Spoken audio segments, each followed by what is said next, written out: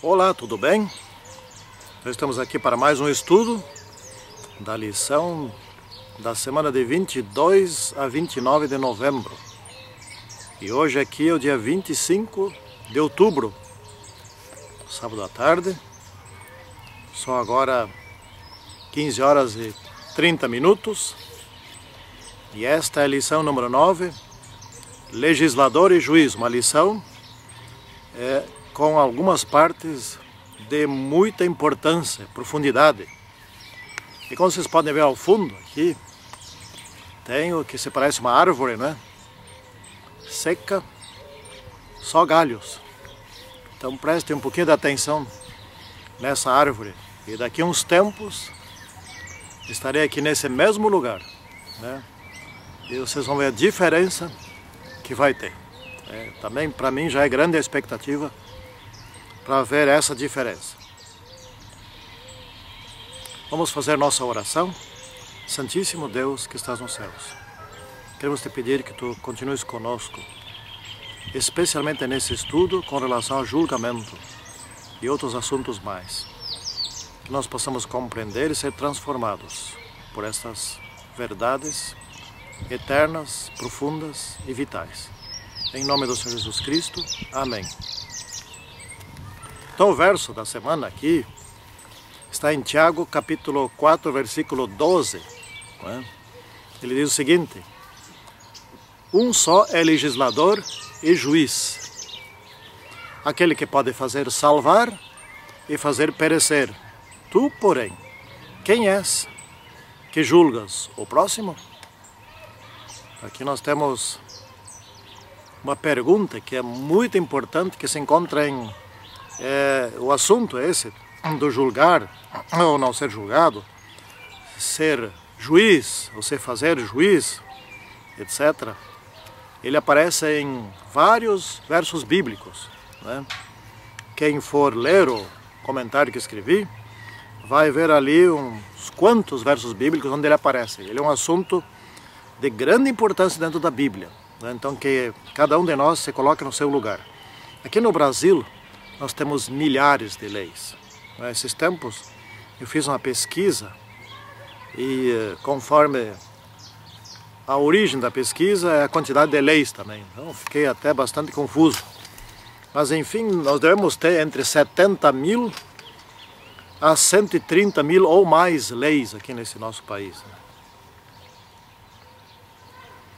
Quantas são as leis de Deus que regem a criação no universo? Na verdade é uma só. E se resume numa só palavra, que todos sabem: amor, né? Então, os seres humanos que não são legisladores e que não sabem legislar, precisam estar o tempo todo criando novas leis, que, se formos a tentar bem, funcionam mal. E o ser humano não deve ser legislador. Temos que cuidar com relação a esse aspecto. As leis dizem respeito a como nós nos relacionamos uns com os outros, para que esse relacionamento seja bom, seja produtivo, para que não hajam conflitos, para que não hajam guerras, para que não hajam desentendimentos, né? E então, como é que alguém que é falho, que é pecador, vai criar leis no sentido de que as pessoas não falhem e não pequem, e que não cometam erros? Isso é um contrassenso. Aqui, por exemplo, na parte de domingo, que é muito importante nós atentarmos quanto a julgamento ou discernimento, o que quer dizer aqui quando a Bíblia fala, e Tiago fala sobre isso, escreve sobre isso, em outros lugares, Romanos também trata desse assunto com muita profundidade, no caso Paulo, né? Que não devemos julgar uns aos outros. Não é? O que quer dizer isso? Na realidade, isso quer dizer o seguinte: que nós não devemos condenar uns aos outros, que nós não devemos falar mal uns dos outros, difamar os outros, não é? Caluniar os outros, falar coisas que denigrem os outros, mas que não resolvem a situação do outro. que não ajudem o outro a sair do problema onde se encontra. Então são duas situações, né? Duas situações. Uma é que a pessoa talvez não esteja fazendo problema, ou naquele assunto não esteja criando problema algum, que a pessoa esteja correta, porém alguma outra pessoa inventa um erro e começa a espalhar por aí. Então difama a boa imagem dessa pessoa. Isso é julgar, né? Dentro do conceito bíblico. Outra coisa semelhante a essa, muito parecida com essa, é que a pessoa cometa um erro. A pessoa está pecando e a outra pessoa passa a falar mal dessa pessoa para os outros. Então, num caso e no outro caso, está havendo julgamento. E isso quer dizer o seguinte: a pessoa que está nesse caso julgando assim, não ajuda a outra pessoa a resolver seu problema, a sair da sua situação ruim. Porém, o que nós devemos fazer, isso a Bíblia incentiva muito, é de perceber, no caso, perceber que a pessoa está cometendo um erro, ir lá e falar com a pessoa e ajudar a pessoa a resolver sua situação, a sair do erro, deixar de cometer o pecado. Isso sim nós devemos fazer. Porque existe uma lei da vida, e a ciência já descobriu, que é algo muito interessante. Nós mesmos percebemos mais facilmente nos outros aqueles nossos erros. Então, por exemplo, eu tenho mais facilidade de ver na outra pessoa aquilo que eu mesmo cometo como erro. E isso quer dizer o seguinte: se a outra pessoa vê o erro em mim, ou se eu vejo o erro na outra pessoa, eu já posso identificar ali que esse erro eu estou cometendo. Então eu mesmo posso me diagnosticar e procurar resolver esse problema. E como eu resolvo o meu próprio problema, eu tenho mais capacidade, mais experiência em ajudar a outra pessoa a resolver esse mesmo problema. Então, quando nós tivermos como atitude o amor à outra pessoa, nós também teremos a atitude de ajudar a outra pessoa a resolver os seus problemas e estaremos ao mesmo tempo resolvendo os nossos próprios problemas. Agora, por outro lado, como é bem comum acontecer, quando estamos falando mal da pessoa para outros, etc., sem a intenção de resolver esses problemas, os seus problemas, então estamos julgando a outra pessoa. E no caso de estarmos julgando a outra pessoa, nós nos colocamos acima da lei, né? E no caso de que estamos condenando a outra pessoa, também nós estamos nos colocando acima da lei e acima do próprio Deus, porque o único que pode julgar e condenar e que usa o instrumento da lei para fazer isso é Deus.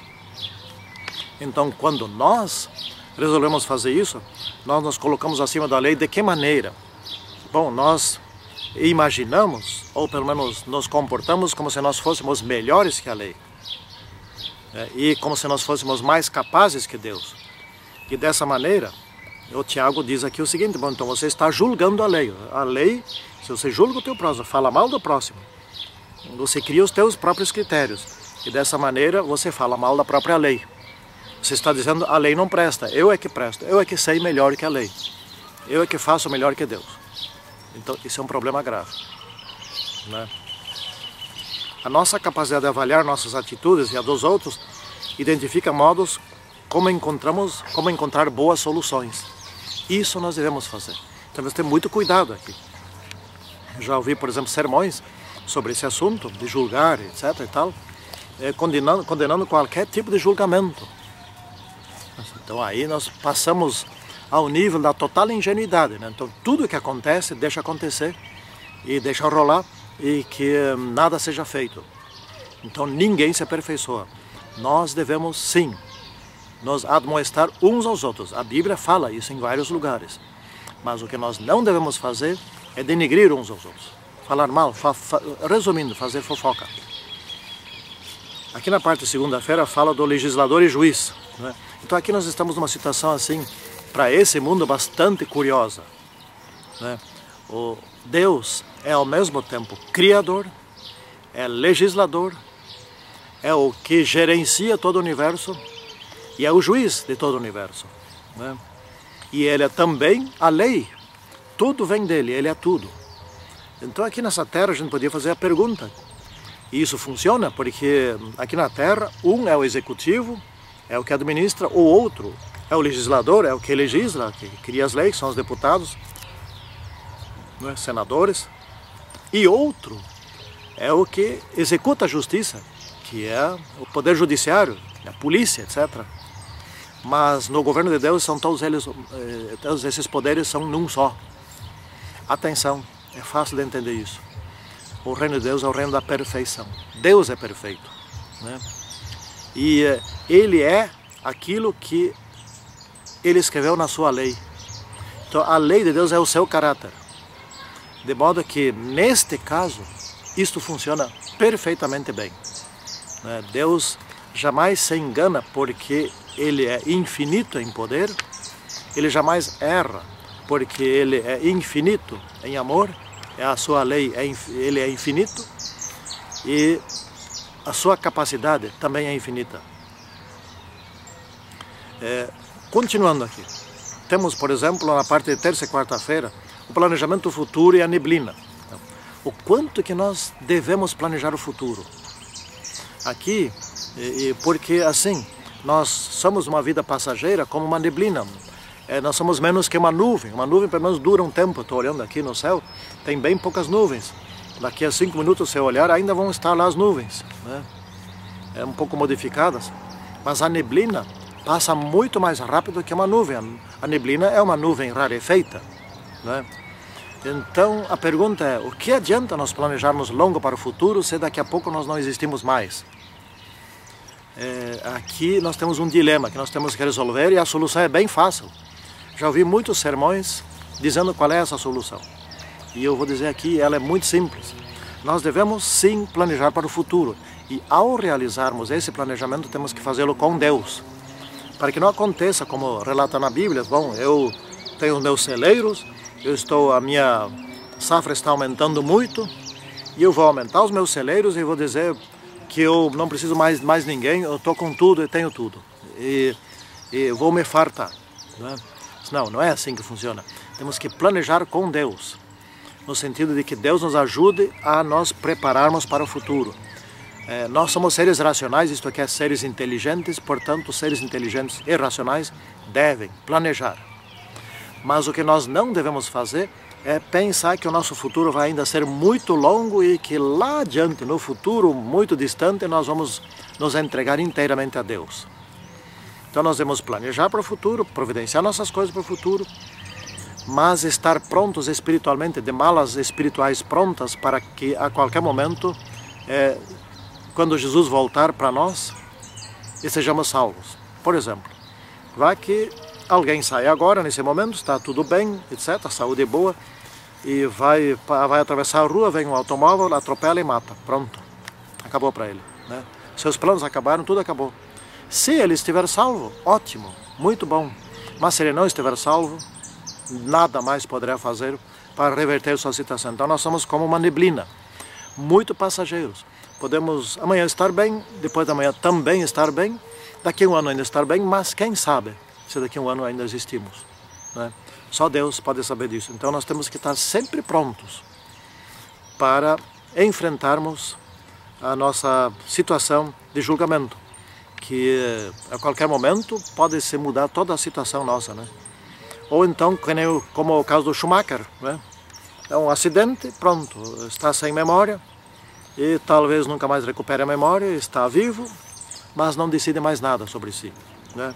Espero que ele supere, parece que está superando, mas muita gente causa um acidente qualquer ou entra por uma situação qualquer, um motivo qualquer, perde a memória, fica lá vegetando por 1 ano, 2 anos, 10 anos, etc. E nesse tempo, embora esteja vivo, não pode mais reverter sua situação espiritual.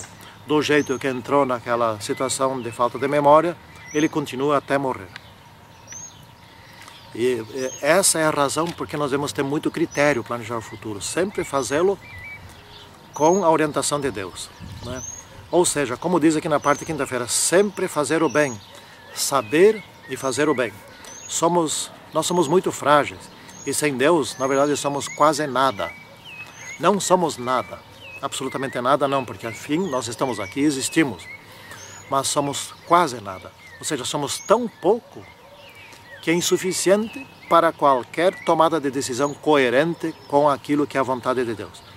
Então sempre devemos estar sob as ordens de Deus, sob o poder de Deus, para acertarmos nossa vida e todos os dias nos entregarmos a nosso Deus e sermos orientados por Ele. Daí sim somos alguém. Junto com Deus somos alguém, somos instrumentos dele para o que Ele quer, obviamente para o bem, para cumprir a missão aqui na terra de salvar as pessoas e que nós mesmos alcancemos a vida eterna. Que assim seja com todos nós. Amém. Santíssimo Deus, te pedimos agora que tu nos abençoes e que possamos colocar em prática somente a tua vontade. E que tu possas ser aquele que dirige a nossa vida em tudo o que fizermos. Que os nossos planos sejam sempre orientados por ti. Em nome do Senhor Jesus Cristo. Amém. Então, até o próximo estudo, da lição número 10, que é um título meio engraçado não, intrigante, Chorem e gritem. Vamos estudar aqui para ver o que significa isso.